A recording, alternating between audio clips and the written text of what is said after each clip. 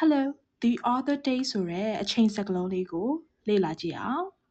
ဘယ်လိုနေရာမှာသုံးလဲဘယ်လိုမျိုးလေးသုံးလဲအတိတ်ပဲရပါလဲဆိုတာကို let's break it down ဆိုတော့သူကိုသုံးချင်တဲ့ပုံမှာမူတည်ပြီးတော့အတိတ်ပဲပြောင်းလဲနိုင်တယ်ပထမတစ်မျိုးဆိုရင်ဟိုတလောကဆိုပြီးတော့သုံးလို့ရတယ်ဆိုတော့ a few days ago within this week ဒီလိုမျိုးပေါ့နော်အဲ့ဆိုရင် I saw him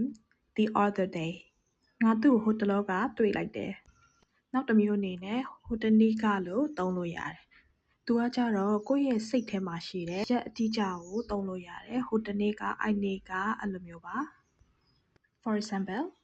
we talk about that the other day. ငါတို့ဟိုတနေ့အဲ့အကြောင်းပြောသေးတယ်။ဒီလိုမျိုးသုံးလို့ရတယ်နော်။ဒီနေရာမှာမကြသေးခင်လေးကဟိုတလောလေးတင်ကဒီလိုမျိုးဆိုရင် just လေးထည့်ပြီးတော့သုံးလို့ရတယ်